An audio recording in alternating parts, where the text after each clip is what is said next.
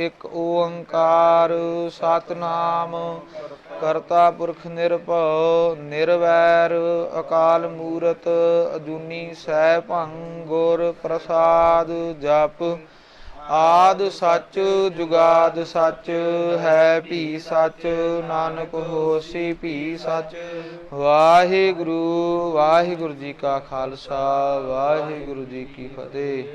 3 अध्याय पिछे संपूर्ण हो चुके आ ते अज कलगीधर जीआं दी किरपा सदका इस चाणक्य राजनीति ग्रंथ जिहड़ा आ इहदे चौथे अध्याय की अज आरंभता आ।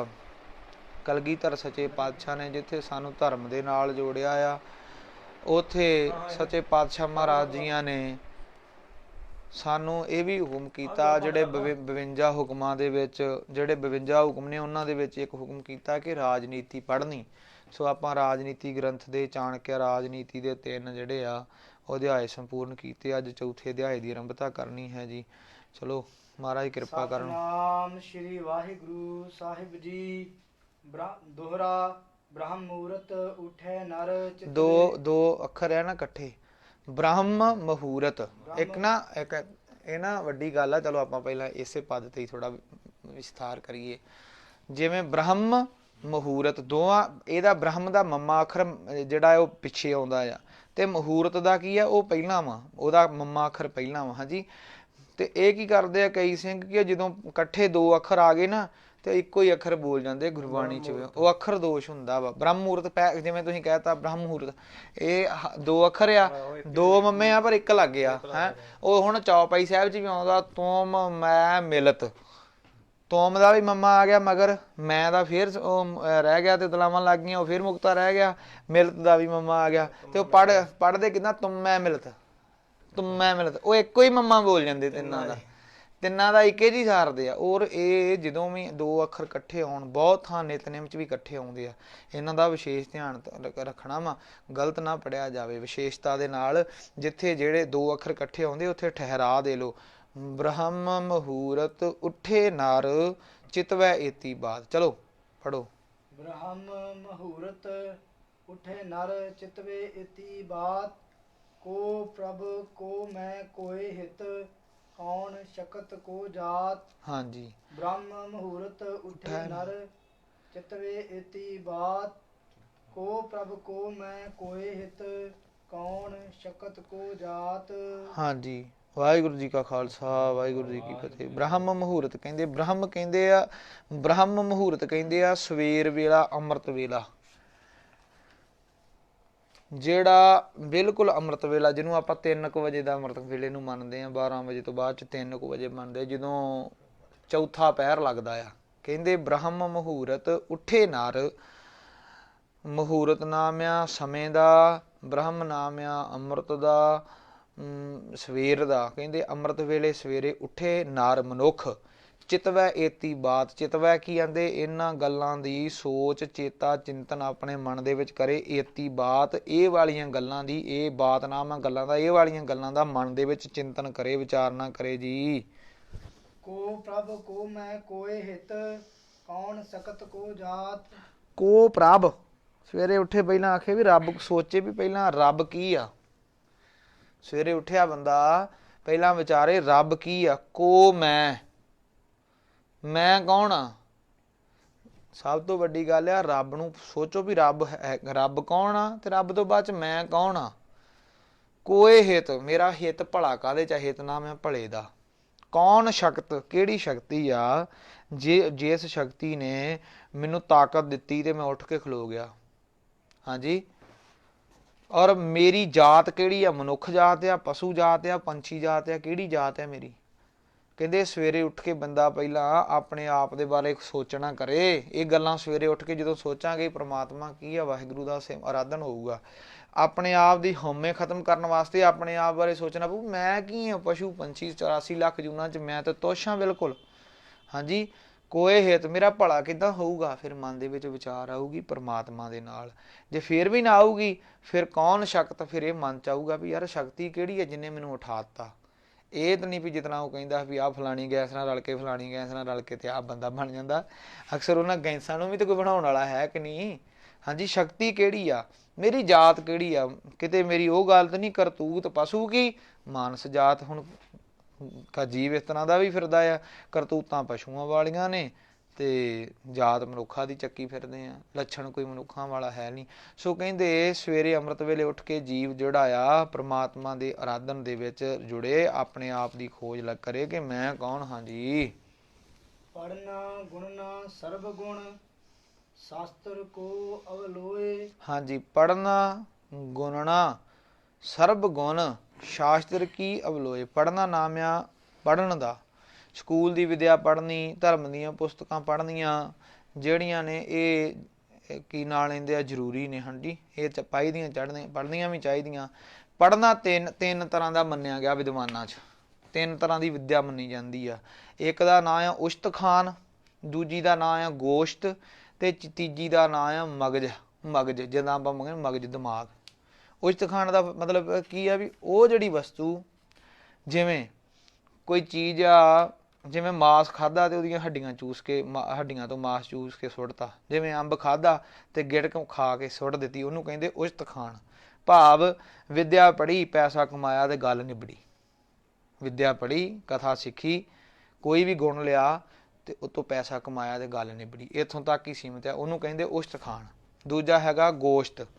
ਕਹਿੰਦੇ ਜਿਹਦਾ ਗੋਸ਼ਤ ਦਾ ਮਤਲਬ ਕੀ ਆ, ਵਿਦਿਆ ਪੜ੍ਹੀ ਔਰ ਵਿਦਿਆ ਪੜ੍ਹ ਕੇ ਕਮਜ਼ੋਰ ਬੰਦਿਆਂ ਦੀ, ਮਾੜੇ ਬੰਦਿਆਂ ਦੀ ਨਿੰਦਿਆ ਕੀਤੀ। ਜਿਹੜਾ ਹੁਣ ਮੰਨ ਲਓ ਕਿਸੇ ਨੇ 4 ਗ੍ਰੰਥ ਵੱਧ ਪੜ੍ਹੇ ਹੋਣਗੇ, ਕਿਸੇ ਨੇ ਘੱਟ ਪੜ੍ਹੇ ਹੋਣਗੇ, ਉਹ ਕੀ ਕਰਦੇ ਆ, ਮੈਂ ਵਿਦਵਾਨ ਹਾਂ, ਦੂਜੇ ਦੀ ਬੇਇੱਜ਼ਤੀ ਕਰਨ ਲੱਗ ਜਾਂਦੇ। ਇਹਨੂੰ ਕਹਿ ਦਿੰਦੇ ਆ ਗੋਸ਼ਤ, ਮਾਸ ਖਾਣਾ, ਕਹਿੰਦੇ ਗੰਦ ਖਾਣਾ। ਇਹ ਵਿਦਿਆ ਚੋਂ, ਵਿਦਿਆ ਪੜ੍ਹ ਕੇ ਕਦੀ ਹੰਕਾਰ ਨਹੀਂ ਕਰਨਾ, ਉਹ ਮਾਸ ਖਾਣ ਦੀ ਨਿਆਈ ਆ। ਫਿਰ ਕਹਿੰਦੇ ਮਗਜ ਦਾ ਮਤਲਬ ਕੀ ਹੁੰਦਾ ਵਾ, ਪੜ੍ਹਿਆ ਲਿਖਿਆ, ਪੜ੍ਹ ਲਿਖ ਕੇ ਉਹਦੇ ਸਿਧਾਂਤ ਨੂੰ ਸਮਝਿਆ। ਕਿ ਮਗਜ ਦਾ ਨਾਮ ਹੈ ਦਿਮਾਗ ਦੀ ਡੂੰਘੀ ਖੋਜ। ਦਿਮਾਗ ਦੀ ਡੂੰਘੀ ਖੋਜ ਕੀਤੀ, ਚੰਗੀ ਰੀਝ ਦੇ ਨਾਲ ਪ੍ਰਮਾਤਮਾ ਵਾਹਿਗੁਰੂ ਦਾ ਨਾਮ ਜਪਣਾ ਸ਼ੁਰੂ ਕਰ ਦਿੱਤਾ। ਉਸ ਵਿਦਿਆ ਪੜ੍ਹ ਕੇ ਉਹਦੇ ਨਾਲ ਗਰੀਬਾਂ ਮਜ਼ਲੂਮਾਂ ਦੀ ਸਹਾਇਤਾ ਕੀਤੀ, ਮਾੜੇ ਮਜ਼ਲੂਮ ਤੇ ਹੁੰਦੇ ਧੱਕੇ ਨੂੰ ਰੋਕਿਆ, ਉਹਨੂੰ ਕਹਿੰਦੇ ਮਗਜ। ਇਸ ਤਰ੍ਹਾਂ 3 ਤਰ੍ਹਾਂ ਦੀ ਵਿਦਿਆ ਹੈਗੀ ਆ। ਸੋ ਪੜ੍ਹਨਾ ਤੇ ਗੁਣਨਾ ਅਰਥ ਆ ਵਿਚਾਰਨਾ। ਆਂਦੇ ਪੜ੍ਹਨਾ ਗੁਰਬਾਣੀ ਦੇ ਅਰਥਾਂ ਨੂੰ, ਗੁਰਬਾਣੀ ਨੂੰ ਪੜ੍ਹਨਾ, ਫਿਰ ਉਹਨਾਂ ਨੂੰ ਵਿਚਾਰਨਾ। ਸਰਬ ਗੁਣ, ਸਾਰੇ ਗੁਣ ਜਿੰਨੇ ਵੀ ਇਕੱਤਰ ਕਰ ਲਈਏ। ਸ਼ਾਸਤਰ ਕੀ ਅਵਲੋਏ, ਸ਼ਾਸਤਰਾਂ ਦੀ ਜਿਹੜੀ ਵਿਚਾਰ ਹੈਗੀ ਆ, ਉਹਨਾਂ ਸ਼ਾਸਤਰਾਂ ਦੀ ਵਿਚਾਰ ਨੂੰ ਸਮਝਣਾ ਚੰਗੀ ਤਰੀਕੇ ਦੇ ਨਾਲ। ਅਰਥ ਧਰਮ ਕਾਮਾ ਮੁਕਤ ਇਨ ਮੈਂ ਕੁਸਲੀ ਹੋਏ। ਅਰਥ ਨਾਮ ਆ ਸਾਡੀਆਂ ਲੋੜਾਂ ਦਾ, ਅਰਥ ਨਾਮ ਆ ਧਨ ਦੌਲਤ ਦਾ। ਧਰਮ ਚ ਜਿਵੇਂ 4 ਪਦਾਰਥ ਆਏ ਸੀ ਨਾ, ਇਹਦੇ ਚੋਂ 4 ਆ ਗਈਆਂ ਉਹੀ ਗੱਲਾਂ। ਇਨਮੈ ਕੁਚਲੀ ਹੋਏ, ਕਹਿੰਦੇ ਪੜ੍ਹਨਾ ਗੁਣਨਾ ਸਰਬ ਗੁਣ, ਸ਼ਾਸਤਰਾਂ ਨੂੰ ਵਿਚਾਰਨ ਦੇ ਨਾਲ ਸਾਡੇ ਕੋਲ ਅਰਥ, ਸਾਡੀਆਂ ਲੋੜਾਂ ਪੂਰੀਆਂ ਹੋ ਜਾਂਦੀਆਂ, ਸਾਡੇ ਕੋਲ ਧਰਮ ਵੀ ਆ ਜਾਂਦਾ, ਕਾਮਨਾਵਾਂ ਪੂਰੀਆਂ ਹੁੰਦੀਆਂ ਤੇ ਮੋਕਸ਼ ਮੁਕਤੀ ਮਿਲ ਜਾਂਦੀ ਆ। ਇਨਮੈ ਕੁਚਲੀ ਹੋਏ, ਇਹਨਾਂ ਦੇ ਵਿੱਚ ਕੁਚਲੀ ਨਾਮ ਆ ਸੌਖ ਦਾ।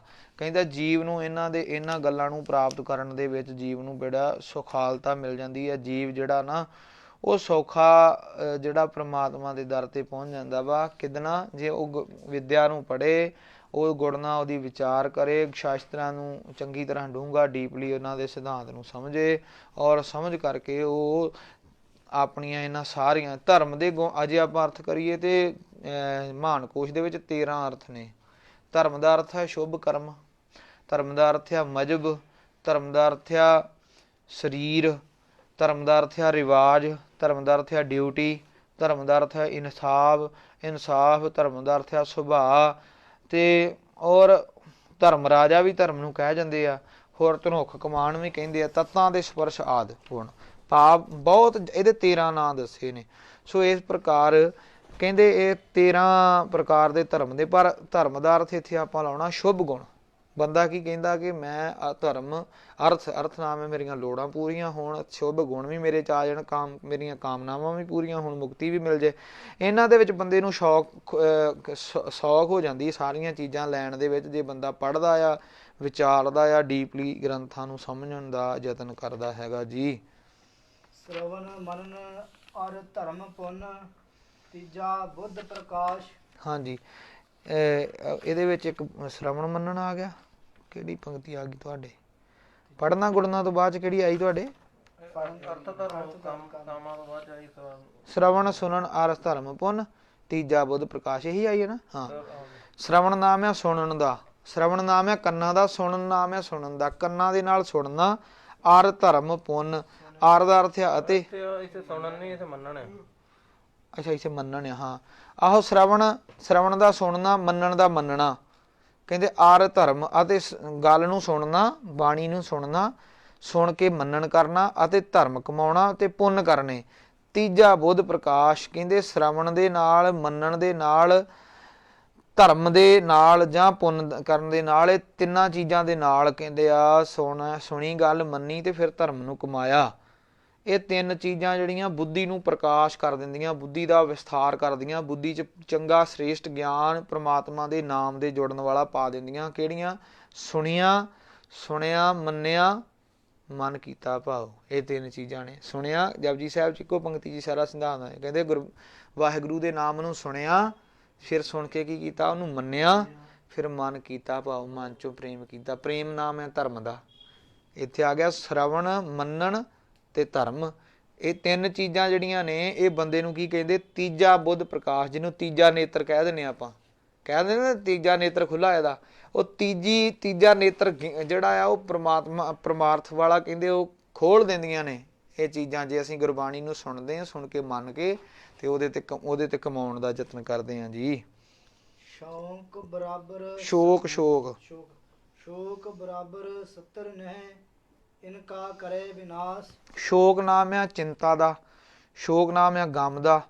ਕਹਿੰਦੇ ਸ਼ੋਕ ਬਰਾਬਰ, ਸ਼ੋਕ ਦੇ ਸਮਾਨ 70 ਨਾਮ ਹੈ ਦੁਸ਼ਮਣ ਦਾ। ਬੰਦੇ ਦਾ ਚਿੰਤਾ ਦੇ ਬਰਾਬਰਾਂ ਹੋਰ ਕੋਈ ਦੁਸ਼ਮਣ ਵੱਡਾ ਹੈ ਹੀ ਨਹੀਂ। ਸਭ ਤੋਂ ਵੱਡਾ ਬੰਦੇ ਦਾ ਕਹਿੰਦੇ ਵੱਡਾ ਦੁਸ਼ਮਣ ਹੈ ਚਿੰਤਾ। ਚਿਖਾ ਬਰਾਬਰੀ, ਗੁਰਬਾਣੀ 'ਚ ਵੀ ਆਉਂਦਾ, ਚਿੰਤਾ ਜਿਹੜੀ ਉਹ ਮੌਤ ਦੇ ਸਮਾਨ ਆ।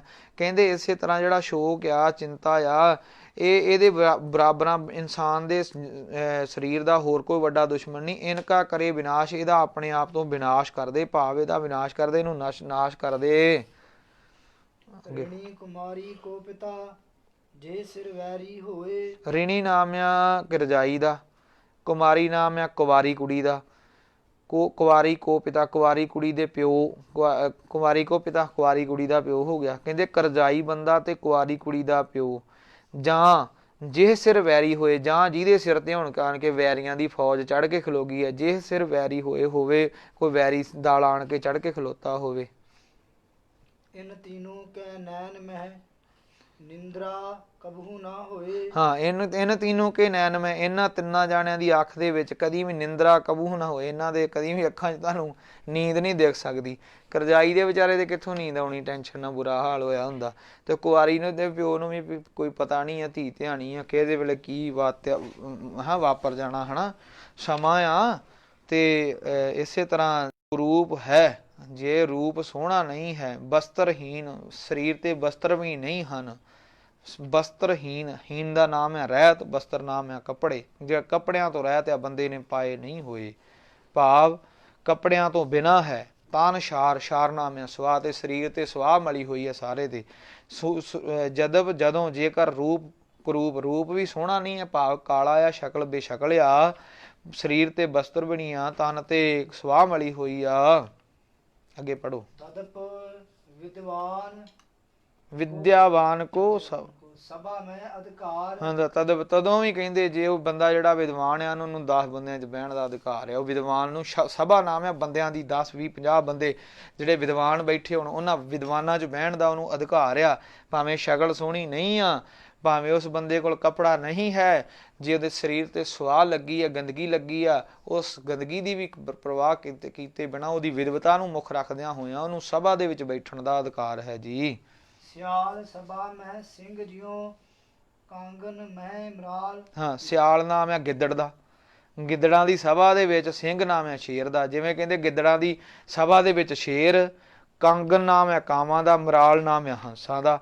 ਕਹਿੰਦੇ ਕਾਵਾਂ ਦੀ ਲੱਗੀ ਹੋਵੇ ਸਭਾ, ਮਰਾਲ ਨਾਮ ਹੈ ਹੰਸ ਦਾ। ਕਹਿੰਦੇ ਵਿੱਚ ਆਣ ਕੇ ਹਰੰਸ ਬਹਿ ਜੇ ਤਾਂ। ਅੱਗੇ ਪੜ੍ਹ ਦੋ। ਮਾਹੇ ਸੁਬਹ ਨਾ ਹਏ, ਮੂਕਨ ਮਾਹੇ ਵਾਹ ਚਾਲ। ਇਸੇ ਤਰ੍ਹਾਂ ਹੀ ਕਹਿੰਦੇ ਖਰਨ ਕਹਿੰਦੇ ਖੋਤੇ ਨੂੰ, ਗਧੇ ਨੂੰ।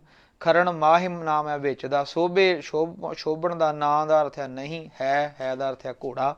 ਕਹਿੰਦੇ ਖੋਤਿਆਂ ਦੇ ਵਿੱਚ ਘੋੜਾ, ਗਧਿਆਂ ਦੇ ਵਿੱਚ ਘੋੜਾ ਸ਼ੋਭਾ ਨਹੀਂ ਪਾਉਂਦਾ, ਗਿੱਦੜਾਂ ਦੇ ਵਿੱਚ ਸ਼ੇਰ ਜਿਵੇਂ ਨਹੀਂ ਸੋਹਣਾ ਲੱਗਦਾ, ਕਾਵਾਂ 'ਚ ਹੰਸ ਸੋਹਣਾ ਨਹੀਂ ਲੱਗਦਾ। ਮੂਕਣ ਨਾਮ ਹੈ ਮੂਰਖ ਦਾ, ਮੂਰਖਾਂ ਦੇ ਕਹਿੰਦੇ ਵਿੱਚ ਬੰਦਾ ਬੈਠਾ ਵਾ। ਚਾਲ ਨਾਮ ਹੈ ਗਿਆਨੀ ਦਾ, ਪ੍ਰਚਾਰਕ ਦਾ, ਵਿਦਵਾਨ ਦਾ। ਕਹਿੰਦੇ ਵਿਚਾਲ ਜਿਹੜਾ ਮੂਰਖਾਂ 'ਚ ਗਿਆਨੀ ਬੰਦਾ ਵੀ ਸੋਹਣਾ ਨਹੀਂ ਲੱਗਦਾ। ਹੁਣ ਮੂਰਖਾਂ ਦੀ ਲੱਗੀ ਹੋਵੇ ਸਭਾ ਦੇ ਵਿੱਚ, ਵਿਦਵਾਨ ਬੈਠਾ ਹੋਵੇ ਜਾ ਕੇ, ਤੇ ਵਿਦਵਾਨ ਨੂੰ ਤੇ ਉਹਨਾਂ 2 ਮਿੰਟਾਂ 'ਚ ਮੂਰਖ ਬਣਾ ਲੈਣਾ। 2 ਹੀ ਮਿੰਟ ਲੱਗਣੇ ਉਹਨਾਂ ਨੇ, ਇੰਨਿਆਂ ਜਾਣਿਆਂ ਦਾ ਜਵਾਬ ਕਿੱਥੋਂ ਦਊਗਾ? ਬਿਰਤੀ ਉਹੋ ਜਿਹੀ ਹੋ ਜਾਣੀ। ਇਸ ਕਰਕੇ ਵਿਦਵਾਨ ਬੰਦੇ ਨੂੰ ਮੂਰਖਾਂ ਦੇ ਵਿੱਚੋਂ ਬਹਿਣ ਤੋਂ ਗੁਰੇਜ਼ ਕਰਨਾ ਚਾਹੀਦਾ। ਉਹਨੂੰ ਆਪਣਾ ਵਾਹਿਗੁਰੂ ਦੇ ਸਿਮਰਨ ਭਜਨ ਤੇ ਵਿਦਵਾਨਾਂ ਦੀ ਸਭਾ 'ਚ ਬਹਿਣ ਦਾ ਅਧਿਕਾਰ ਹੈਗਾ। ਹੰਸ ਕਮਲ ਸਭ ਹੂੰ ਮੈਂ, ਪਰਬਤ ਸਿੰਘ ਫਿਰਾਹਿ। ਹੰਸ ਕਮਲ ਸਭ ਹੂੰ ਮੈਂ, ਹੰਸ ਨਾਮਿਆ ਜਿਹੜਾ ਕੀ ਨਾਲੇ ਦੇ ਆ, ਬਖਸ਼ ਦੀ ਕਿਸਮ ਦਾ ਇੱਕ ਪੰਛੀ ਹੁੰਦਾ ਜਿਹਨੂੰ ਹੰਸ ਕਹਿੰਦੇ ਆ, ਹਨਾ। ਤੇ ਕਮਲ ਨਾਮ ਆ ਕਮਲ ਦੇ ਫੁੱਲ ਦਾ। ਹਾਂਜੀ। ਤੇ ਸੰਬੂਹ ਮੈਂ ਨਾਮ ਆ ਸੰਬੂਹ ਨਾਲ ਸਾਰਿਆਂ ਦਾ। ਪਰਬਤ ਸਿੰਘ ਫਿਰਾਹੇ, ਕਹਿੰਦੇ ਹੰਸ ਜਿਹੜਾ ਆ ਉਹ ਕਮਲ ਦੇ ਫੁੱਲਾਂ ਦੇ ਵਿੱਚ ਸਾਰਿਆਂ ਦੇ ਵਿੱਚ ਹੋਵੇ। ਪਰਬਤ ਨਾਮ ਆ ਪਹਾੜ ਦਾ, ਸਿੰਘ ਨਾਮ ਆ ਸ਼ੇਰ ਦਾ। ਕਹਿੰਦੇ ਸ਼ੇਰ ਜਿਹੜਾ ਉਹ ਪਹਾੜਾਂ ਦੇ ਵਿੱਚ ਫਿਰੇ ਤੇ ਹੰਸ ਜਿਹੜਾ ਕਮਲ ਦੇ ਫੁੱਲਾਂ ਦੇ ਵਿੱਚ ਫਿਰੇ।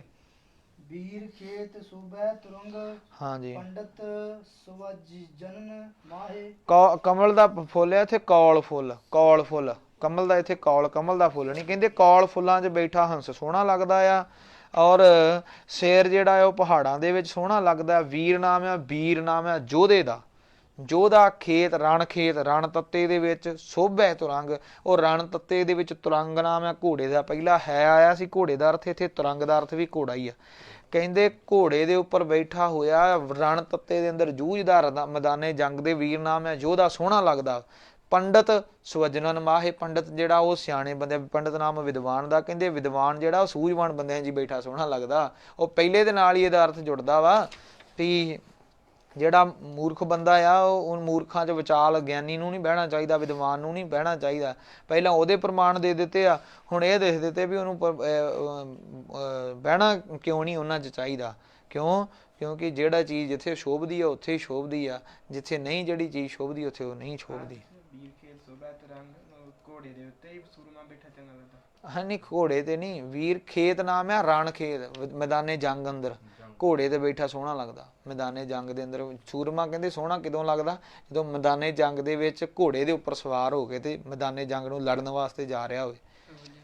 ਸਵਜਨਨ, ਸਵਜਨ ਨਾਮ ਆ ਵਿਦਵਾਨ ਦਾ, ਸਵਜਨ ਨਾਮ ਆ ਸੂਝਵਾਨ ਦਾ, ਸਵਜਨ ਨਾਮ ਹੈ ਸੂਝਵਾਨ ਦਾ। ਪੰਡਤ ਦਾ ਨਾਮ ਹੈ ਵਿਦਵਾਨ। ਕਹਿੰਦੇ ਪੰਡਤ ਮਤਲਬ ਵਿਦਵਾਨ, ਸਵਜਨਨ ਮਾਹਿ, ਮਾਹਿ ਮਤਲਬ ਵਿੱਚ, ਸਵਜਨ ਨਾਮ ਹੈ ਸੂਝਵਾਨ ਦਾ। ਕਹਿੰਦੇ ਵਿਦਵਾਨ ਬੰਦਾ ਸੂਝਵਾਨ ਬੰਦਿਆਂ 'ਚ ਬੈਠਾ ਸੋਹਣਾ ਲੱਗਦਾ ਹੈਗਾ ਜੀ। ਹਾਂਜੀ।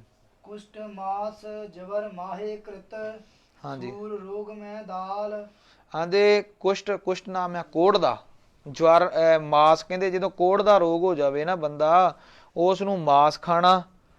ਤੇ ਜਵਰ ਕਹਿੰਦੇ ਆ ਬੁਖਾਰ ਨੂੰ, ਤੇ ਬੁਖਾਰ ਮਾਹੇ ਬੁਖਾਰ ਦੇ ਵਿੱਚ ਘਿਓ ਖਾਣਾ। ਸੂਲ ਕਹਿੰਦੇ ਪੇਟ ਦੇ ਵਿੱਚ ਦਰਦ ਨੂੰ, ਸੂਲ ਰੋਗ ਪੇਟ ਦਰਦ, ਸੂਲ ਰੋਗ ਦਾ ਪੇਟ ਦੀ ਦਰਦ ਦਾ ਰੋਗ। ਮੈਂ ਦਾਲ, ਜਦੋਂ ਪੇਟ ਦਰਦ ਦਾ, ਪੇਟ ਜਾਂ ਅਤੀ ਟੱਟੀਆਂ ਲੱਗੀਆਂ ਹੋਣ ਜਾਂ ਕੋਈ ਇਹੋ ਜਿਹਾ ਪੇਟ ਦੇ ਵਿੱਚ ਦਰਦ ਹੁੰਦੀ ਹੋਵੇ, ਕਹਿੰਦੇ ਉਸ ਸਮੇਂ ਦਾਲ। ਅੱਗੇ ਪੜੋ। ਅਤੀਸਾਰ ਗੇਹੂੰ ਤਜੇ, ਦ੍ਰਿਗ ਦੁਖ ਮੈਥਨ ਟਾਲ। ਦ੍ਰਿਗ ਦੁੱਖ ਮੈਥਨ ਟਾਲ। ਅਤੀਸਾਰ ਕਹਿੰਦੇ ਟੱਟੀਆਂ ਨੂੰ ਮੈਦਾਨ ਲੱਗੇ ਹੋਣ, ਕਹਿੰਦੇ ਤੇ ਗੜ ਜਿਆਦੇ ਖੁੱਲ ਰਹੇ ਹੋਣ ਤੇ ਨਿਹੰਗ ਸਿੰਘਾਂ ਦੀ ਬੋਲੀ 'ਚ ਗੜ ਤੋੜ ਲੈਣ, ਹਨਾ। ਤੇ ਅਤੀਸਾਰ ਕਹਿੰਦੇ ਮੈਦਾਨ ਲੱਗਿਆਂ ਨੂੰ, ਹਨਾ। ਕਹਿੰਦੇ ਜਦੋਂ ਮੈਦਾਨ ਲੱਗੇ ਹੋਣ ਤੇ ਉਦੋਂ ਗੇਹੂੰ ਨਾਮ ਹੈ ਕਣਕ ਦਾ, ਕਣਕ ਦੇ ਆਟੇ ਦਾ। ਕਹਿੰਦੇ ਉਦੋਂ ਗੇਹੂੰ ਤਜੇ ਛੱਡ ਦੇਣਾ ਕਰੇ। ਦ੍ਰਿਗ ਦੁੱਖ, ਜੇ ਅੱਖਾਂ, ਦ੍ਰਿਗ ਨਾਮ ਹੈ ਅੱਖਾਂ ਦਾ, ਅੱਖਾਂ ਦੁਖਦੀਆਂ ਹੋਣ ਤੇ ਮੈਥਨ ਨਾਮ ਹੈ ਕਾਮ ਦਾ। ਕਹਿੰਦੇ ਅਗਰ ਕਾਮ ਇਸਤਰੀ ਸੰਭੋਗ ਜਿਹੜਾ ਉਹ ਹਟਾ ਦੇਵੇ, ਉਹ ਨਾ ਕਰੇ। ਹੁਣ ਵੇਖੋ ਕਿੱਡੀ ਵਧੀਆ ਗੱਲ ਦੱਸੀ। ਕਹਿੰਦੇ ਜਦੋਂ ਕੋੜ ਦਾ ਰੋਗ ਹੋਵੇ ਉਹਨੂੰ ਮਾਸ ਨਹੀਂ ਖਾਣਾ ਚਾਹੀਦਾ, ਇਹਨੂੰ ਖੁਰਕ ਹੁੰਦੀ ਹੈ। ਜਿਹਨੂੰ ਬੁਖਾਰ ਚੜ ਗਿਆ ਉਹ ਘਿਓ ਬੰਦ ਕਰ ਦੇ। ਜਿਹਦਾ ਪੇਟ ਦਰਦ ਹੁੰਦਾ ਉਹ ਦਾਲ ਨਾ ਖਾਵੇ। ਜਿਹਨੂੰ ਟੱਟੀਆਂ ਲੱਗੀਆਂ ਉਹ ਆਟਾ ਨਾ ਖਾਵੇ। ਔਰ ਜਿਹਦੀਆਂ ਅੱਖਾਂ ਦੁਖਦੀਆਂ ਉਹ ਇਸਤਰੀ ਸੰਭੋਗ ਨੂੰ ਛੱਡ ਦੇਵੇ, ਤੇ ਤਾਂ ਹੀ ਚੰਗੀ ਗੱਲ ਹੈਗੀ ਹੈ। ਚਲੋ ਜੀ। ਕਫ ਨਸੇ ਬਿਆਨ ਤੇ ਲੰਗਣ ਤੇ ਜਵਰ ਜਾਏ। ਜਵਰ ਜਾਏ, ਕਹਿੰਦੇ ਕਾਫ ਕਾਫ ਨਾਮ ਆ ਬਲਗਮ ਦਾ, ਰੇਸ਼ੇ ਦਾ। ਵਿਆਮ ਨਾਮ ਹੈਗਾ ਵਾ ਵਰਜਿਸ਼ ਦਾ, ਕਸਰਤ ਦਾ। ਜਦੋਂ ਸਾਡੇ ਸਰੀਰ ਦੇ ਵਿੱਚ ਕਾਫ, ਪਿੱਤ ਤੇ ਬੈ, ਇਹ ਤਿੰਨ ਤਰ੍ਹਾਂ ਦੇ ਰੋਗ ਨੇ, ਆਦਿ, ਵਿਆਧੀ ਤੇ ਉਪਾਧੀ। ਕਾਫ, ਪਿੱਤ ਤੇ ਬੈ ਅੱਗੇ ਤਿੰਨ ਤਰ੍ਹਾਂ ਦੇ ਆ ਜਾਂਦੇ ਆ, ਫੇਰ ਅੱਗੇ ਆਉਂਦੇ ਆ ਵਿਆਧ 'ਚ। ਤੋ ਉਹਦੇ 'ਚ ਕੀ ਆਉਂਦਾ, ਕਾਫ ਵੀ, ਕਾਫ ਦੇ ਵਿੱਚ ਜਿੰਨੀ ਸਰੀਰ ਨੂੰ ਇਨਫੈਕਸ਼ਨ ਆਉਂਦੀ ਨਾ, ਉਹ ਸਾਰੀ ਕਾਫ ਦੇ ਵਿੱਚ ਆ ਜਾਂਦੀ ਹੈ। ਕਹਿੰਦੇ ਕਾਫ ਨਾਸੇ ਵਿਆਮ ਤੇ, ਕਸਰਤ ਕਰਨ ਦੇ ਨਾਲ ਸਰੀਰ ਦੇ ਵਿੱਚ ਕੋਈ ਵੀ ਜਿਹੜੀ ਕਸਰਤ ਕਰਨ ਦੇ ਨਾਲ ਕਾਫ ਇਨਫੈਕਸ਼ਨ ਦਾ ਰੋਗ ਹੋਇਆ ਹੁੰਦਾ, ਰੇਸ਼ੇ ਦਾ, ਬਲਗਮ ਦਾ ਰੋਗ ਹੋਇਆ ਹੁੰਦਾ, ਉਹ ਨਾਸੇ ਨਾਲ ਖਤਮ ਹੋਣਾ ਸ਼ੁਰੂ ਹੋ ਜਾਂਦਾ, ਭੱਜ ਜਾਂਦਾ ਉਹਨੂੰ ਛੱਡ ਕੇ ਜਦੋਂ ਬੰਦਾ ਕਸਰਤ ਕਰਦਾ। ਛਾਤੀ ਜੇ ਬਲਗਮ ਬਣੀ ਹੋਵੇ ਤੇ ਲੋਕ ਮੰਜੇ ਲੰਮੇ ਪੈ ਕੇ ਫੇਫੜਿਆਂ ਤੱਕ ਲੈ ਜਾਂਦੇ, ਕਸਰਤ ਨਹੀਂ ਕਰਦੇ। ਕਹਿੰਦੇ ਕੋਈ ਵੀ ਬਲਗਮ ਵਗੈਰਾ ਸਰੀਰ 'ਚ ਇਨਫੈਕਸ਼ਨ ਦਾ ਵਿਸ਼ਾ ਛਿੜ ਗਿਆ ਤੇ ਆਪਣਾ ਸਰੀਰ ਦੀ ਐਕਸਰਸਾਈਜ਼ ਕਰਨੀ ਚਾਹੀਦੀ ਆ। ਲੰਘਣ ਤੇ ਜਵਾਰ ਜਾਏ, ਲੰਘਣ ਨਾਮ ਆ ਪਰਹੇਜ ਦਾ, ਰੋਟੀ ਦਾ ਤਿਆਗ ਕਰਨਾ, ਹਾਂਜੀ, ਵਰਤ ਰੱਖਣਾ, ਲੰਘਣ ਨਾਮ ਦਾ ਪਰਹੇਜ ਦਾ। ਕਹਿੰਦੇ ਜਵਾਰ ਜਾਏ, ਜਦੋਂ ਰੋਟੀ ਦਾ ਪਰਹੇਜ ਕਰਦੇ ਆ। ਤੇ ਜਵਾਰ ਨਾਮ ਆ ਬੁਖਾਰ ਦਾ, ਪਿਛਲੇ 'ਚ ਵੀ ਜਵਾਰ ਆਇਆ ਨਾ, ਜਵਾਰ ਨਾਮ ਬੁਖਾਰ ਦਾ। ਕਹਿੰਦੇ ਬੁਖਾਰ ਜਿਹੜਾ ਵਾ ਪਰਹੇਜ ਕਰਨ ਦੇ ਨਾਲ ਹਟ ਜਾਂਦਾ ਵਾ, ਐਕਸਰਸਾਈਜ਼ ਕਰਨ ਦੇ ਨਾਲ ਸਰੀਰ ਦੇ ਵਿੱਚੋਂ ਇਨਫੈਕਸ਼ਨ ਕਾਫ ਨਾਸ ਹੋ ਜਾਂਦੀ ਹੈ ਜੀ। ਪਿੱਤ ਘਟੇ ਇਸ਼ਨਾਨ ਤੇ, ਤਨ ਮਰਦਨ ਤੇ ਬਾਏ। ਹਾਂਜੀ, ਪਿੱਤ ਘਟੇ ਇਸ਼ਨਾਨ ਤੇ, ਪਿੱਤ ਨਾਮ ਹੈ ਗਰਮੀ ਦਾ, ਘਟੇ ਨਾਮ ਹੈ ਘਟਣ ਦਾ, ਇਸ਼ਨਾਨ ਨਾਮ ਹੈ ਨਹਾਉਣ ਦਾ। ਕਹਿੰਦੇ ਨਹਾਉਣ ਦੇ ਨਾਲ, ਇਸ਼ਨਾਨ ਕਰਨ ਦੇ ਨਾਲ ਸਰੀਰ ਨੂੰ ਗਰਮੀ ਜਿਹੜੀ ਹੈ, ਗਰਮੀ ਦਾ ਰੋਗ ਜਿਹੜਾ ਉਹ ਹਟ ਜਾਂਦਾ। ਤਨ ਮਰਦਨ ਤੇ ਬਾਏ, ਬਾਏ ਨਾਮ ਹੈ ਵਾਈ ਦਾ, ਵਾਈ ਬਦੀ ਦਾ। ਤਨ ਦੀ ਮਾਲਿਸ਼ ਕਰਨ ਦੇ ਨਾਲ ਵਾਈ ਹਟ ਜਾਂਦੀ ਹੈ। ਤਿੰਨ ਤਰ੍ਹਾਂ ਦੇ ਰੋਗ ਹੁੰਦੇ ਆ ਬੰਦੇ ਨੂੰ, ਕਾਫ, ਪਿੱਤ ਤੇ ਬੈ। ਕਹਿੰਦੇ ਇਹ ਤਿੰਨੇ ਜਿਹੜੇ ਇਹਨਾਂ ਦਾ ਇਲਾਜ ਵੀ ਉਹਨਾਂ ਨੇ ਦੱਸਤਾ। ਕਹਿੰਦੇ ਕਾਫ ਜਿਹੜੀ ਹੈ ਉਹ ਐਕਸਰਸਾਈਜ਼ ਦੇ ਨਾਲ, ਗਰਮੀ ਜਿਹੜੀ ਹੈ ਇਸ਼ਨਾਨ ਦੇ ਨਾਲ, ਔਰ ਤਨ ਮਰਦਨ ਤੇ ਬਾਏ, ਤਨ ਦੀ ਮਾਲਿਸ਼ ਕਰਨ ਦੇ ਨਾਲ ਵਾਈ ਦਾ ਨਾਸ਼ ਹੋ ਜਾਂਦਾ ਹੈ ਜੀ। ਜਨਤਾ ਉਪਨੀਤਾ ਨਿਪਤ ਵਿਦਿਆ ਗੁਰ ਤੇ ਅੰਨ। ਜਨਤਾ ਮਤਲਬ ਹੈ, ਜਨਤਾ ਦਾ ਮਤਲਬ ਜਨਤਾ, ਜਨ ਮਤਲਬ ਜਨਮ ਦੇਣ ਵਾਲਾ, ਠੀਕ ਆ। ਉਪਨੀਤਾ ਦਾ ਅਰਥ ਹੈ ਲਿਆਉਣ ਵਾਲਾ, ਜਨੇਊ ਪਾਉਣ ਵਾਲਾ। ਉਪਨੀਤਾ ਜਿਹੜਾ ਪੰਡਿਤ ਦਾ ਹੈ ਨਾ, ਨਿਰਪਤ ਨਾਮ ਹੈ ਰਾਜੇ ਦਾ। ਵਿਦਿਆ ਗੁਰੂ, ਵਿਦਿਆ ਪੜ੍ਹਾਉਣ ਵਾਲਾ ਸਾਡਾ ਜਿਹੜਾ ਉਸਤਾਦ ਗੁਰੂ ਆ। ਅਤੇ ਅੰਨ, ਅੰਨ ਨਾਮ ਹੈ ਭੋਜਨ ਦਾ, ਰੋਟੀ ਦਾ, ਜਿੱਦਾਂ ਵੀ ਪ੍ਰਸ਼ਾਦੇ ਪਾਣੀ ਦਾ ਅੰਨ ਨਾਮ ਹੈ। ਚਲੋ ਜੀ। ਪਾਂਚ ਪਿਤਾ ਇਹ ਜਗਤ ਮੈਂ, ਜੋ ਮਾਨੇ ਤਹਿ ਧਨ। ਹਾਂ, ਜਨਤਾ ਜਨਮਦਾਤਾ, ਜਨਤਾ ਜਨਮਦਾਤਾ, ਜਨਮ ਦੇਣ ਵਾਲਾ ਪਿਓ, ਠੀਕ ਆ। ਉਪਨੀਤਾ ਇਸ਼ਟ, ਉਪਨੀਤਾ ਦਾ ਅਰਥ ਆਪਾਂ ਕਰਨਾ ਇਸ਼ਟ, ਇਸ਼ਟ ਭਾਵ ਗੁਰੂ ਗ੍ਰੰਥ ਸਾਹਿਬ। ਹਾਂ, ਇਸ਼ਟ ਦਾ ਅਰਥ ਪਤਾ ਨਾ, ਹੈ ਨਾ। ਤਾਂ ਜੇ ਬੜੀ ਛੇਤੀ ਜਵਾਬ ਦੇਣ ਆ ਗਿਆ, ਹੈ ਨਾ। ਚਲੋ, ਇਸ਼ਟ ਨਾਮ ਹੈ ਗੁਰੂ ਗ੍ਰੰਥ ਸਾਹਿਬ ਦਾ, ਤਾਂ ਆਪਣਾ ਗੁਰੂ ਦਾ। ਔਰ ਨਿਰਪਤ ਨਾਮ ਆ ਰਾਜੇ ਦਾ। ਵਿਦਿਆ ਗੁਰੂ, ਉਸਤਾਦ ਵਿਦਿਆ ਵਾਲੇ ਦਾ।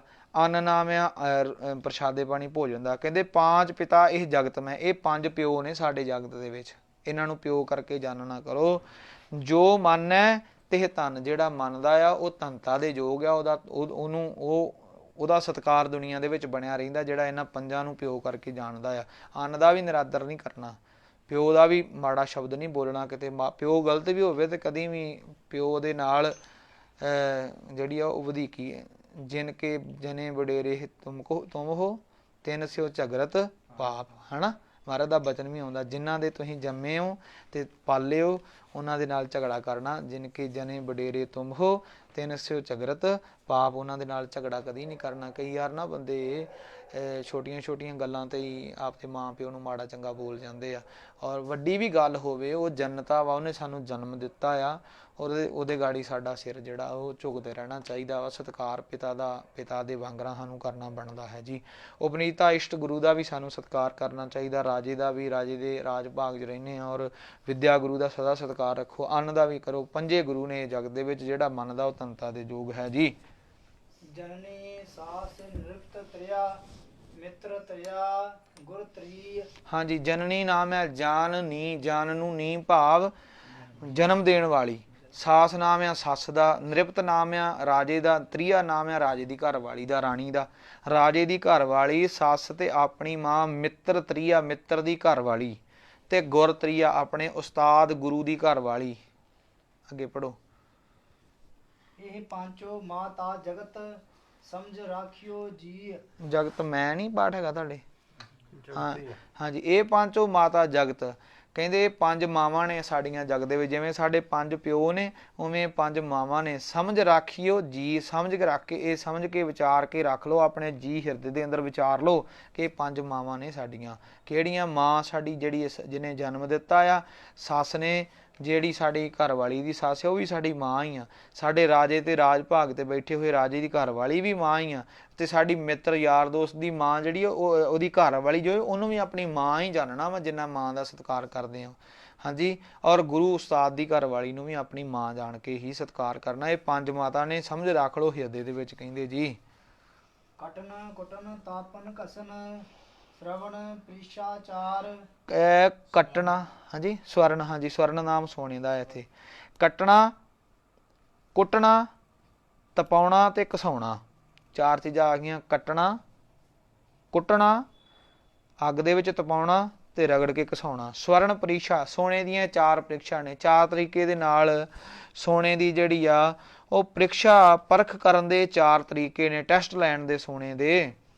ਸਹਿਨਸ਼ੀਲ ਕੁਲ ਕਰਮ ਇਹ ਪ੍ਰੀਸ਼ਾ ਪੁਰਖ ਵਿਚਾਰ। ਹਾਂ, ਸਹਿਨਸ਼ੀਲ ਕਿੱਥੇ ਮੜੀ ਪੰਕਤੀ ਦਿਖਾਇਓ। ਹਾਂਜੀ, ਸਹਿਨਸ਼ੀਲ, ਸਹਿਨਸ਼ੀਲਤਾ ਰੱਖਣੀ, ਤੇ ਕੁੱਲ ਕਿਸ ਤਰ੍ਹਾਂ ਦੀ ਆ, ਬੰਦੇ ਦੀ ਕੁੱਲ ਕਿਹੋ ਜਿਹੀ ਆ, ਤੇ ਕਰਮ, ਬੰਦੇ ਦੇ ਕਰਮ ਭਾਵ ਕੀ, ਬੰਦੇ ਦੇ ਸੁਭਾਅ ਕਰਮ ਕੀ ਆ, ਇਹ ਪ੍ਰੀਖਿਆ ਪੁਰਖ ਵਿਚਾਰ। ਇਹ ਮਨ ਦੇ ਵਿੱਚ ਵਿਚਾਰ ਲਓ। ਜਿਵੇਂ ਸੋਨੇ ਨੂੰ ਕੱਟ ਕੇ, ਸੋਨੇ ਨੂੰ ਕੁੱਟ ਕੇ, ਸੋਨੇ ਨੂੰ ਤਪਾ ਕੇ, ਸੋਨੇ ਨੂੰ ਘਸਾ ਕੇ ਉਹਨੂੰ ਸਮਝਿਆ ਜਾਂਦਾ ਨਾ, ਇਸੇ ਤਰ੍ਹਾਂ ਹੀ ਕਹਿੰਦੇ ਬੰਦੇ ਦੇ ਵਿੱਚ ਇਹ ਚੀਜ਼ ਵੇਖੋ ਕਿ ਬੰਦਾ ਜਿਹੜਾ ਹੈਗਾ ਵਾ ਉਹ ਸਹਿਣਸ਼ੀਲਤਾ ਕਿੰਨੀ ਕੁ ਆ ਉਹਦੇ 'ਚ, ਉਹ ਗੱਲ ਨੂੰ ਸਹਿਣ ਕਰ ਸਕਦਾ ਆ।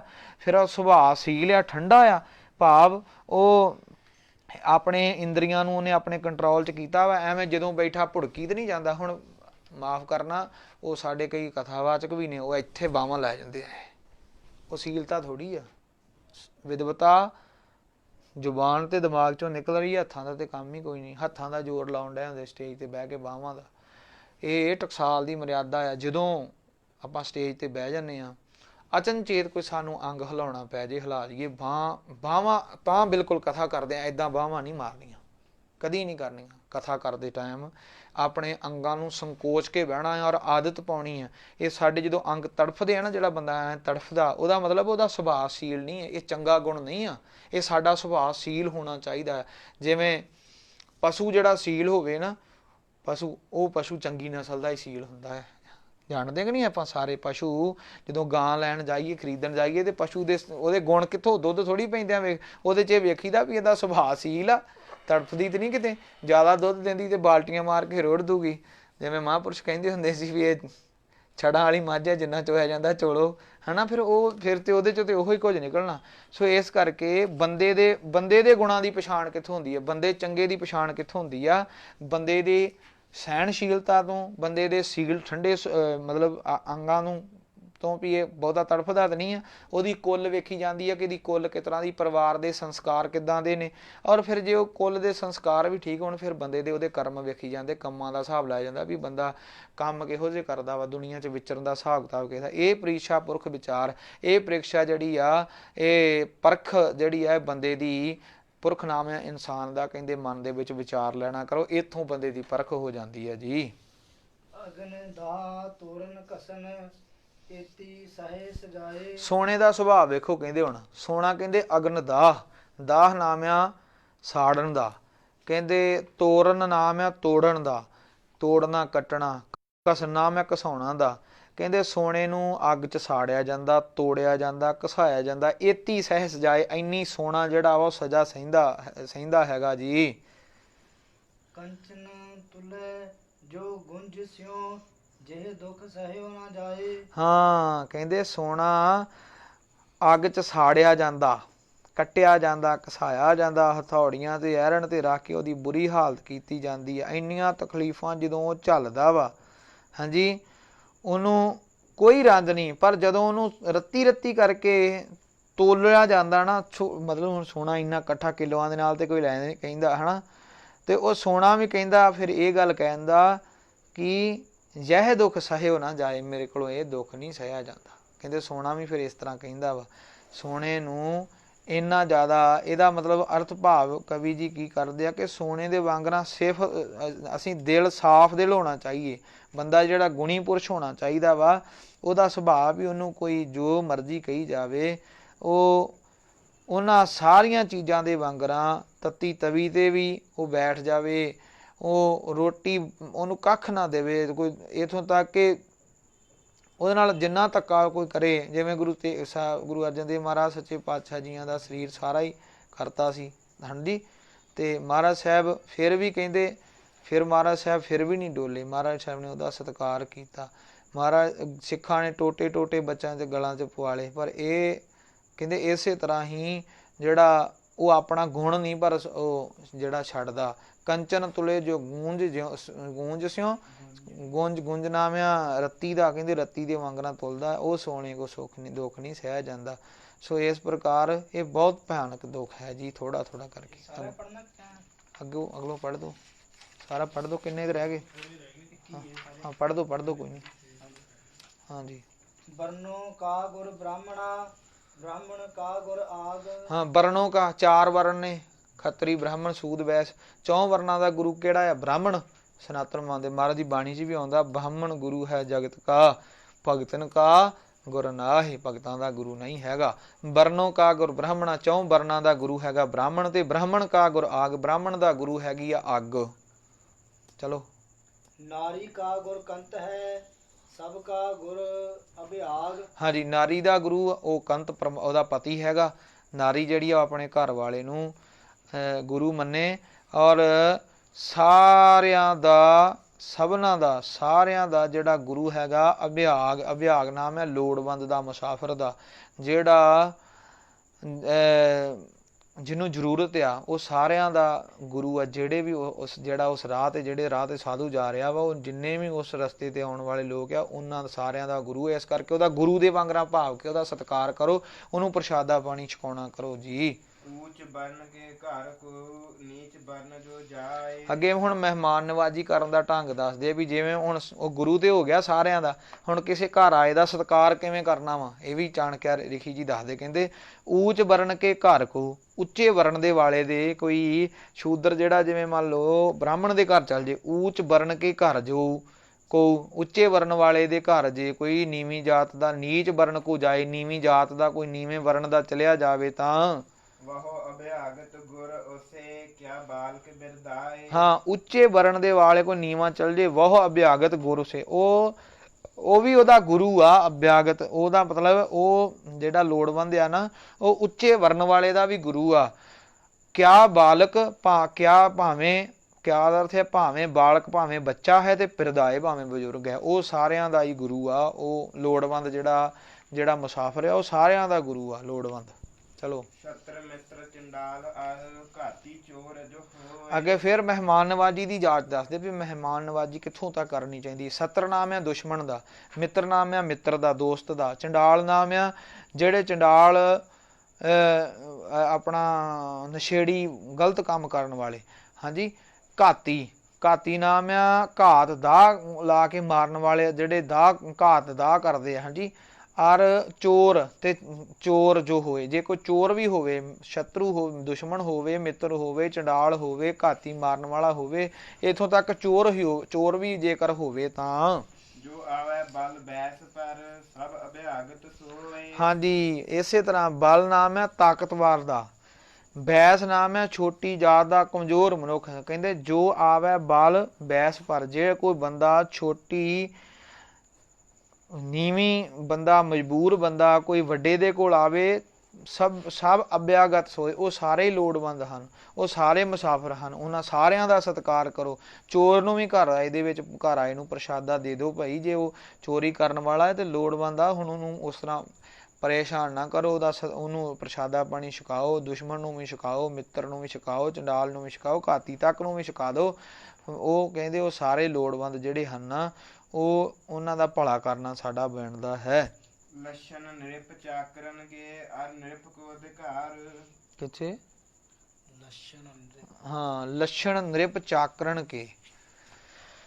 ਲੱਛਣ ਨਾਮ ਹੈ ਲੱਛਣਾਂ ਦਾ, ਨਿਰਪ ਨਾਮ ਹੈ ਰਾਜੇ ਦਾ, ਚਾਕਰਨ ਨਾਮਿਆਂ ਦਾ ਚਾਰਨ ਦਾ। ਜਿਹੜੇ ਰਾਜਿਆਂ ਦੇ ਨੌਕਰ ਚਾਕਰ ਨੇ ਉਹਨਾਂ ਦੇ ਲੱਛਣ ਅਰ ਨਿਰਪਤ ਕੋ ਅਧਿਕਾਰ, ਉਹਨਾਂ ਦੇ ਲੱਛਣਾਂ ਤੋਂ ਰਾਜੇ ਨੂੰ ਇੱਕ ਅਧਿਕਾਰ ਹੈ ਉਹਨਾਂ ਦੇ ਲੱਛਣਾਂ ਨੂੰ ਵੇਖ ਕੇ। ਤਿਉ ਰਾਜਾ ਕੇ ਰਾਜਧਾਨ ਬਿਰਧ ਹੋਏ ਭੰਡਾਰ। ਰਾਜਾ ਉਹਨਾਂ ਦੇ ਲੱਛਣਾਂ ਨੂੰ ਵੇਖ ਕੇ ਚਾਕਰਾਂ ਦਿਆਂ ਨੂੰ ਉਹਨਾਂ ਨੂੰ ਅਧਿਕਾਰ ਦੇਵੇ। ਰਾਜਾ ਵੇਖੇ ਲੱਛਣ ਨਿਰਪਤ ਚਾਕਰਨ ਕੇ, ਰਾਜਾ ਜਿਹੜੇ ਆਪਣੇ ਬੰਦੇ ਆ ਨਾ ਅੱਗੇ ਚਾਅ ਨਾਲ ਕੰਮ ਕਰਨ ਵਾਲੇ, ਉਹਨਾਂ ਨੂੰ ਕਹਿੰਦੇ ਆ ਉਹਨਾਂ ਦੇ ਲੱਛਣ ਵੇਖੇ ਵੀ ਬੰਦਾ ਕਿੰਨੇ ਕੁ ਜੋਗਾ ਆ। ਅਰ ਨਿਰਪ ਕੋ ਅਧਿਕਾਰ, ਤੇ ਰਾਜੇ ਨੂੰ ਇਹ ਅਧਿਕਾਰ ਆ ਕਿ ਰਾਜਾ ਉਸ ਹਿਸਾਬ ਦੇ ਨਾਲ ਕਹਿੰਦੇ ਉਹਨਾਂ ਨੂੰ ਜਿਹੜਾ ਸਾਰੇ ਅਧਿਕਾਰ ਦੇ ਦੇਣਾ ਕਰੇ। ਤਿਉ ਰਾਜਾ ਕੇ ਰਾਜਧਨ, ਤਿਉ ਰਾਜੇ ਦੇ ਰਾਜਧਨ ਦੇ ਵਿੱਚ ਬਿਰਧ ਹੋਏ ਭੰਡਾਰ, ਬਿਰਧ ਨਾਮ ਹੈ ਵੱਧਦਾ ਵਾਧਾ ਹੁੰਦਾ ਹੈ ਭੰਡਾਰ ਖਜ਼ਾਨੇ ਦੇ ਵਿੱਚ। ਤਪ ਵੇਦ ਵੇਦਾਂਗ ਜਪ ਹੋਮ ਪਰਾਇਣ ਹੋਏ। ਤਪ ਨਾਮ ਹੈ, ਹਾਂਜੀ, ਤਪ ਵੇਦ ਵੇਦਾਂਤ ਜਪ। ਤਪ ਨਾਮ ਹੈ ਤਪੱਸਿਆ ਦਾ, ਵੇਦ ਨਾਮ ਹੈ ਵੇਦ ਪਾਠ, ਵੇਦ ਚਾਰ ਹੈ ਮਤਲਬ ਵੇਦਾਂ ਦੀਆਂ ਸ਼ਰੂਤੀਆਂ ਪੰਕਤੀਆਂ ਦਾ। ਜਪ ਨਾਮ ਹੈ ਜਪ ਕਰਨ ਦਾ, ਹਾਂਜੀ। ਤੇ ਹੋਮ ਨਾਮ ਹੈ ਹਵਨ ਕਰਨ ਦਾ।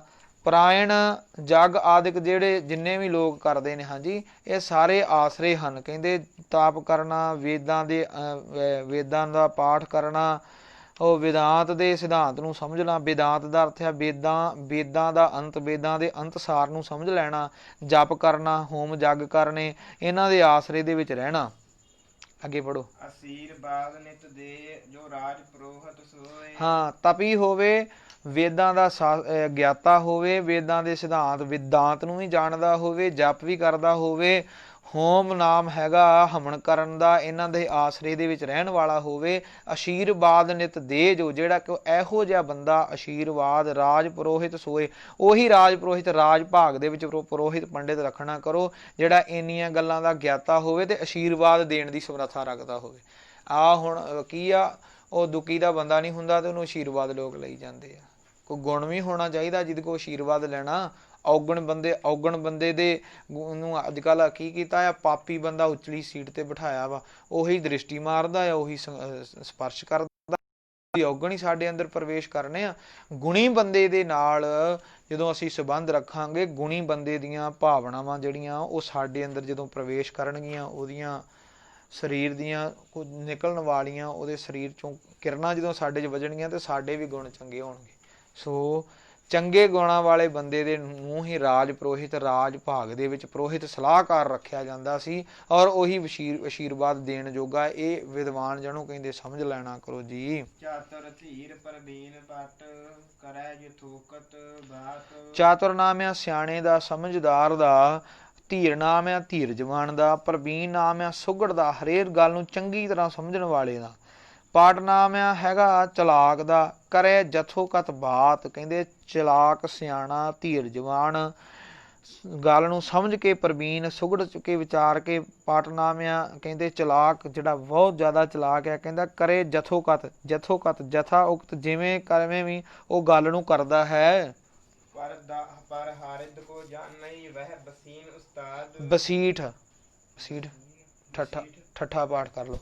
ਕਹਿੰਦੇ ਪਰ ਹਾਰਿਦ ਕੋ ਜਾਣੇ, ਪਰਾਏ ਦੇ ਹਿਰਦੇ ਨੂੰ ਜਾਣ ਲਈ, ਪਰਾਏ ਦੇ ਹਿਰਦੇ ਦੀ ਗੱਲ ਨੂੰ ਸਮਝਣ ਵਾਲਾ ਹੋਵੇ। ਚਤੁਰ ਚਲਾਕ ਸਿਆਣਾ ਹੋਵੇ, ਧੀਰਜਵਾਨ ਹੋਵੇ, ਪ੍ਰਬੀਨ ਸੁਘੜ ਹੋਵੇ। ਪਾਟ ਨਾਮ ਚਲਾਕ ਦਾ, ਜਦੋਂ ਗੱਲ ਕਰੇ ਨਾ ਅਗਲਾ ਬੰਦਾ, ਜਿਸ ਸਾਹਮਣੇ ਬੰਦੇ ਨਾਲ ਗੱਲ ਕਰਦੇ ਆ, ਕਹਿੰਦੇ ਵਹਿ ਪਰ ਹਿਰਦ ਕੋ ਜਾਏ, ਪਰਾਏ ਦੇ ਹਿਰਦੇ ਦੀ ਗੱਲ ਨੂੰ ਜਾਣਨ ਵਾਲਾ ਹੋਵੇ, ਪਰਾਏ ਦੇ ਅੰਦਰ ਦੀ ਗੱਲ ਨੂੰ ਸਮਝ ਲੈ। ਵਹਿ ਬਸੀਠ ਨਾਮ ਹੈ ਵਕੀਲ ਦਾ, ਉਸਤਾਦ। ਕਹਿੰਦੇ ਉਹ ਜਿਹੜਾ ਵਕੀਲ ਉਸਤਾਦ, ਉਹ ਗੁਰੂ ਸਿਆਣਾ ਹੈ, ਉਹ ਸਮਝਦਾਰ ਬੰਦਾ, ਉਹਨੂੰ ਆਪਣੇ ਕੋਲ ਰੱਖੋ।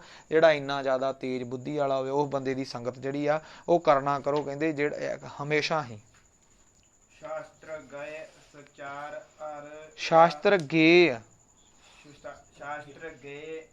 ਸੁਚਾਰ ਅਰ ਸਿਆਮ ਭਗਤ ਚਤਰਾਏ। ਹਾਂਜੀ, ਸ਼ਾਸਤਰ ਗੇ, ਸ਼ਾਸਤਰਾਂ ਦਾ ਗੇ ਗਿਆਤਾ।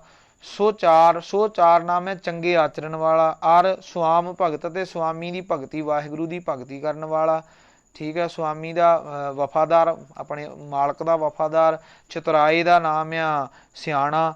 ਕਹਿੰਦੇ ਸ਼ਾਸਤਰਾਂ ਦਾ ਗਿਆਤਾ, ਸਚਾਰ ਸ੍ਰੇਸ਼ਟ ਚਾਲ ਚੱਲਣ ਵਾਲਾ, ਅਤੇ ਸੁਆਮੀ ਦੀ ਭਗਤੀ, ਸੁਆਮੀ ਦਾ ਵਫਾਦਾਰ, ਜਿਹੜਾ ਬਹੁਤ ਜ਼ਿਆਦਾ ਜਿਹੜਾ ਸੂਝਵਾਨ ਹੋਵੇ। ਹੋਏ ਕਦੀਮ ਪਿਤਾਮ ਕੋ ਸੋ ਪਾਚਕ ਮਿਸ਼ਟਾਏ। ਕਹਿੰਦੇ ਹੋਏ ਕਦੀਮ, ਹੋਣਾ ਕਰਿਓ ਕਦੀਮ, ਮੁੱਢ ਕਦੀਮ ਤੋਂ ਹੀ, ਮੁੱਢ ਕਦੀਮ ਤੋਂ, ਸ਼ੁਰੂ ਤੋਂ ਹੀ, ਪਿਤਾਮ ਕੋ, ਪਿਤੇ ਪਤਾਮਿਆਂ ਤੋਂ, ਪਿਤਾ ਪੁਰਖੀ ਪਹਿਲਾਂ ਤੋਂ, ਸੋ ਪਾਚਕ ਮਿਸ਼ਟਾਏ, ਕਹਿੰਦੇ ਉਹ ਚੰਗਾ ਰਸੋਈਆ ਲਾਂਗਰੀ। ਮਿਸ਼ਟਾਏ ਦਾ ਅਰਥ ਪਾਚਕ ਨਾਮ ਜਿਹੜਾ ਵਾ ਇਹ ਅਰਬੀ ਭਾਸ਼ਾ ਦਾ ਕਹਿੰਦੇ ਲਫ਼ਜ਼ ਹੈਗਾ। ਕਹਿੰਦੇ ਪਾਚਕ ਮਿਸ਼ਟਾਏ, ਉਹ ਕਹਿੰਦੇ ਮਿੱਠੇ ਚੰਗੇ ਵਧੀਆ ਬਣਾ ਸਕਦਾ, ਉਹ ਮਠਿਆਈਆਂ ਹਲਵਾਈ ਬਣਾ ਸਕਦਾ ਵਾ ਜਿਹੜਾ ਇੰਨਾ ਤੇਜ਼ ਹੋਵੇ। ਕਹਿੰਦੇ ਸ਼ਾਸਤਰਾਂ ਦਾ ਗਿਆਨ ਰੱਖਣ ਵਾਲਾ ਵੀ ਹੋਵੇ, ਸ੍ਰੇਸ਼ਟ ਚਾਲ ਲੱਟਣ ਵਾਲਾ, ਰੱਬ ਦੀ ਭਗਤੀ ਵਾਲਾ ਹੋਵੇ, ਮਾਲਕ ਦਾ ਵਫਾਦਾਰ ਸਿਆਣਾ ਹੋਵੇ, ਤੇ ਮੁੱਢ ਕਦੀਮ ਤੋਂ ਪਿਤਾ ਪਿਤਾਮਿਆਂ ਤੋਂ ਉਹਨਾਂ ਦਾ ਇਹ ਕੰਮ ਹੋਵੇ, ਉਹ ਚੰਗਾ ਮਿੱਠਾ ਜਿਹੜਾ ਉਹ ਬਣਾਉਣ ਦਾ ਬਣਾ ਸਕਦਾ ਹੈ ਜੀ। ਆਯੁਰਵੇਦ ਅਭਿਆਸ ਮੈਂ ਸਭ ਪ੍ਰਿਯ ਦਰਸ਼ੀ ਹੋਏ। ਹਾਂਜੀ, ਆਯੁਰਵੇਦ ਦਾ ਵੀ ਗਿਆਤਾ ਹੋਵੇ। ਆਯੁਰਵੇਦ ਜਿਹੜੀਆਂ ਆਯੁਰਵੇਦ ਇੱਕ ਵੇਦ ਆ ਜਿਹੜਾ ਉਹ ਬਿਮਾਰੀਆਂ ਵਾਸਤੇ, ਵੈਦਿਕ ਵਿਦਿਆ ਜਿਹਨੂੰ ਕਹਿ ਦਿੰਦੇ ਆਪਾਂ, ਵੈਦ ਜਿਹੜੇ ਪੜ੍ਹਦੇ ਨੇ। ਕਹਿੰਦੇ ਆਯੁਰਵੇਦ ਅਭਿਆਸ ਮੈਂ, ਆਯੁਰਵੇਦ ਦਾ ਵੀ ਅਭਿਆਸੀ ਹੋਵੇ, ਆਯੁਰਵੇਦ ਦੇ ਵੀ ਗ੍ਰੰਥਾਂ ਦੇ ਬਾਰੇ ਜਾਣਦਾ ਹੋਵੇ। ਸਭ ਪ੍ਰਿਯ, ਸਾਰਿਆਂ ਨੂੰ ਪਿਆਰ ਕਰਨ ਵਾਲਾ ਹੋਵੇ। ਦਰਸ਼ੀ, ਸਭ ਪ੍ਰਿਯ ਦਰਸ਼ੀ ਹੋਏ, ਸਾਰਿਆਂ ਨੂੰ ਪਿਆਰ ਦੇ ਨਾਲ ਆਪਣੇ ਮਨ ਦੇ ਵੱਲ ਮੋਹਿਤ ਕਰ ਲੈਣ ਵਾਲਾ ਹੋਵੇ, ਸਾਰਿਆਂ ਦਾ ਪ੍ਰਿਯ ਦਰਸ਼ਕ ਹੋਵੇ, ਪਿਆਰ, ਸਾਰਿਆਂ ਨੂੰ ਪਿਆਰ, ਦਰਸ਼ੀ ਨਾਮ ਦੇਖਣ ਦਾ, ਸਾਰਿਆਂ ਨੂੰ ਪਿਆਰ ਦੀ ਨਿਗਾਹ ਨਾਲ ਵੇਖਣ ਵਾਲਾ ਹੋਵੇ। ਸਭ ਗੁਣ ਮੈਂ ਸੰਯੁਕਤ ਨਰ ਸੂਪਕਾਰ ਕਹਿ ਸੋਏ। ਹਾਂਜੀ, ਸਾਰਿਆਂ ਗੁਣਾਂ ਦੇ ਵਿੱਚ ਸੰਯੁਕਤ, ਸਾਰਿਆਂ ਗੁਣਿਆਂ ਦੇ ਨਾਲ ਜੁੜਿਆ ਮਿਲਿਆ ਹੋਵੇ, ਸਾਰੇ ਗੁਣਾਂ ਨੂੰ ਜਾਣਦਾ ਹੋਵੇ। ਸਭ ਗੁਣ ਮੈਂ ਸਾਰੇ ਗੁਣਾਂ ਦੇ ਵਿੱਚ ਹੋਵੇ, ਸੰਯੁਕਤ ਹੋਵੇ, ਸਾਰਿਆਂ ਬੰਦਿਆਂ ਦੇ ਨਾਲ ਪਿਆਰ ਕਰਨ ਵਾਲਾ ਹੋਵੇ, ਇਹੋ ਜਿਹਾ ਨਰ ਮਨੁੱਖ ਹੋਵੇ। ਸੂਪਕਾਰਿਆ ਰਸੋਈਏ ਨੂੰ ਕਹਿੰਦੇ ਉਹ ਇਹੋ ਜਿਹਾ ਰਸੋਈਆ ਜਿਹੜਾ ਆ ਉਹ ਸਾਡੇ ਕੋਲ ਹੋਣਾ ਚਾਹੀਦਾ, ਇਹੋ ਜਿਹਾ ਲਾਂਗਰੀ ਹੋਣਾ ਚਾਹੀਦਾ ਵਾ। ਹੁਣ ਅੱਜ ਇਹ ਵੀ ਆ ਗਿਆ ਵੀ ਰਿਸ਼ਤੇਦਾਰ ਨੂੰ ਕਿਵੇਂ ਸਾਂਭਣਾ ਆ, ਲਾਂਗਰੀ ਕਿਹੋ ਜਿਹਾ ਹੋਣਾ ਚਾਹੀਦਾ ਆ। ਹਾਂਜੀ, ਲਾਂਗਰੀ ਵੀ ਹੁਣ ਅਨਪੜ੍ਹ ਨਾ ਬਣਾ ਲਿਆ ਜਾਵੇ। ਹਾਂਜੀ, ਤਾਂ ਇਸੇ ਤਰ੍ਹਾਂ ਵੇਦਾਂ ਸ਼ਾਸਤਰਾਂ ਦਾ ਗਿਆਤਾ ਹੋਣਾ ਚਾਹੀਦਾ, ਗ੍ਰੰਥ ਪੜ੍ਹੇ ਹੋਣੇ ਚਾਹੀਦੇ ਆ, ਪ੍ਰਮਾਤਮਾ ਦੀ ਭਗਤੀ ਵਾਲਾ ਹੋਣਾ ਚਾਹੀਦਾ, ਔਰ ਵਧੀਆ ਗੁਰਸਿੱਖ ਹੋਣਾ ਚਾਹੀਦਾ ਵਾ। ਸੋ ਜਦੋਂ ਆਪਾਂ ਵਿਦਵਤਾ ਦੀ ਲੋੜ ਆ, ਇਹ ਜਿਹੜਾ ਗ੍ਰੰਥ ਆ ਨਾ ਇਹ ਆਮ ਇਨਸਾਨ ਨੂੰ ਨਹੀਂ ਪੜ੍ਹਾਇਆ ਜਾ ਰਿਹਾ। ਇਹ ਗ੍ਰੰਥ ਇੱਕ ਰਾਜੇ ਨੂੰ ਰਾਜ ਭਾਗ ਤੇ ਬਹਿਣ ਵੇਲੇ ਵਿਦਿਆ ਪੜ੍ਹਾਈ ਜਾ ਰਹੀ ਆ। ਰਾਜਨੀਤੀ ਦਾ ਗ੍ਰੰਥ ਹੈ, ਜਿਹੜੀ ਰਾਜ ਭਾਗ ਤੇ ਬਹਿਣ ਵੇਲੇ ਨੀਤੀ ਰਾਜਾ ਅਪਣਾਉਂਦਾ ਉਹ ਪੜ੍ਹ ਰਹੇ ਆ। ਸਾਨੂੰ ਮਹਾਰਾਜ ਨੇ ਸੰਸਾਰ ਦੇ ਰਾਜੇ ਬਣਾਇਆ ਤੇ ਅਸੀਂ ਰਾਜਨੀਤੀ ਪੜ੍ਹਨੀ ਆ। ਕਲਗੀਧਰ ਜੀਆਂ ਦਾ ਜਦੋਂ ਹੁਕਮ ਆ ਵੀ ਸਿੱਖ ਨੇ ਰਾਜਨੀਤੀ ਪੜ੍ਹਨੀ ਵਿਚਾਰਨੀ, ਹਾਂਜੀ 52 ਹੁਕਮਾਂ 'ਚ, ਤੇ ਉਹ ਆਪਾਂ ਇਹ ਰਾਜ ਭਾਗ ਦੇ ਬਹਿਣ ਵਾਲੀ ਨੀਤੀ ਨੂੰ ਵਿਚਾਰ ਰਹੇ ਹਾਂ, ਕੋਈ ਮਾੜੀ ਮੋਟੀ ਨੀਤੀ ਨਹੀਂ। ਇੱਕ ਸਮਝੋ ਕਿ ਜਦੋਂ ਆਪਾਂ ਪੜ੍ਹ ਰਹੇ ਹਾਂ ਕਿ ਰਾਜੇ ਨੂੰ ਉਪਦੇਸ਼ ਇਸ ਗ੍ਰੰਥ ਤੋਂ ਜਾ ਰਿਹਾ, ਕਿ ਇਸ ਮਾਮੂਲੀ ਬੰਦੇ ਨੂੰ ਰਾਜ ਨਹੀਂ ਜਾਗਾ। ਰਾਜ ਭਾਗ ਤੇ ਕਿਹੋ ਜਿਹੇ ਬੰਦੇ ਉਹਦੇ ਨਾਲ ਹੋਣੇ ਚਾਹੀਦੇ ਆ, ਕਿਹੋ ਜਿਹਾ ਰਾਜੇ ਦੇ ਕੋਲ ਰਸੋਈਆ ਹੋਣਾ ਚਾਹੀਦਾ ਆ, ਕਿੰਨਾ ਕੁ ਉਹ ਰਿਸ਼ਤੇਦਾਰਾਂ ਦੇ ਵਿੱਚ ਵਿਚਰੇ, ਕਿੰਨਾ ਕੁ ਭੈਣਾਂ ਭਾਈਆਂ ਦੇ ਨਾਲ, ਕਿਹਦੇ ਤੋਂ ਰਾਜਾ ਬਚੇ, ਔਰ ਕਿੱਦਾਂ ਉਹ ਬੰਦੇ ਦੀ ਵਿੱਚ, ਜਿਵੇਂ ਹੁਣ ਆਇਆ ਸੀ ਵੀ ਬੰਦੇ ਦੀ ਪਰਖ ਕਿਵੇਂ ਹੋਣੀ ਹੈ, ਹਨਾ। ਬੰਦੇ ਦੀ ਕਹਿੰਦੇ ਕੱਟਣ ਕੁੱਟਣ ਤਾਪਨ ਘਸਨ ਸਵਰਨ ਪ੍ਰੀਸ਼ਾ ਚਾਰ ਮੰਨਣ ਸੀਲ ਕੁਲ ਕਰਮ ਇਹ ਪ੍ਰੀਸ਼ਾ ਪੁਰਖ ਵਿਚਾਰ। ਕਹਿੰਦੇ ਉਹ ਕਿੱਦਾਂ ਦਾ ਬੰਦੇ ਦਾ ਸਹਿਣਸ਼ੀਲ ਕੁਲ ਕਰਮ ਇਹ ਪੁਰਖ, ਇਹ ਪ੍ਰੀਸ਼ਾ ਪੁਰਖ ਚਾਰ, ਇਸ ਤਰ੍ਹਾਂ ਚਾਰ ਤਰੀਕਿਆਂ ਦੇ ਨਾਲ ਬੰਦੇ ਦੀ। ਹੁਣ ਰਾਜੇ ਨੂੰ ਪਰਖ ਹੀ ਨਾ ਕਰਨੀ ਹੋਊਗੀ, ਆਉਂਦੀ ਹੋਊਗੀ ਬੰਦੇ ਦੀ, ਤੇ ਰਾਜਾ ਕੀ ਸੋਚੀ ਪਿਆ ਰਹੂਗਾ, ਕਿੰਨੇ ਕੁ ਬੰਦੇ ਪਰਖ ਵਾਲੇ ਅੱਗੇ ਲੱਗੂ। ਰਾਜੇ ਕੋਲ ਆਪਣੇ ਕੋਲ ਵੀ ਤੱਤ ਸਾ। ਸੋ ਇਹ ਆਪਾਂ ਨੂੰ ਮਹਾਰਾਜ ਸਾਰਿਆਂ ਤੋਂ ਸ੍ਰੇਸ਼ਟ ਕਰਨ ਵਾਸਤੇ ਇਹਨਾਂ ਗ੍ਰੰਥਾਂ ਨੂੰ ਪੜ੍ਹਨ ਵਾਸਤੇ ਹੁਕਮ ਕਰਕੇ ਗਏ ਆ, ਔਰ ਆਪਾਂ ਰਾਜਨੀਤੀ ਪੜ੍ਹੀ ਆ। ਕਲਗੀਧਰ ਜੀ ਕਿਰਪਾ ਕਰਨ, ਵਿਚਾਰਾਂ ਸਾਡੇ ਹਿਰਦਿਆਂ 'ਚ ਵਸ ਜਾਣ। ਸੋ ਵੱਧ ਤੋਂ ਵੱਧ ਸਾਰੇ ਸਿੰਘਾਂ ਨੇ ਮਿਹਨਤ ਕਰਨੀ ਆ। ਜਿੱਥੇ ਵੀ ਸਾਨੂੰ ਨਾ ਸਮਝ, ਹਾਂਜੀ ਜਿੱਥੇ ਸਿੰਘ ਕਿਸੇ ਨੂੰ ਨਾ ਸਮਝ ਆਵੇ ਉਹ ਫਿਰ ਵੀ ਪੁੱਛ ਸਕਦਾ ਹੈ। ਚਲੋ ਜੀ। ਆਯੁਰਵੇਦ ਅਭਿਆਸ ਮੈਂ ਸਭ ਪ੍ਰਿਯਦਰਸ਼ੀ ਹੋਏ, ਗੁਣ ਮੈਂ ਸੰਜੁਗਤ ਨਰ ਸੂਪਕਾਰ ਕਹਿ ਸੋਏ। ਵਾਹਿਗੁਰੂ ਜੀ ਕਾ ਖਾਲਸਾ, ਵਾਹਿਗੁਰੂ ਜੀ ਕੀ ਫਤਿਹ।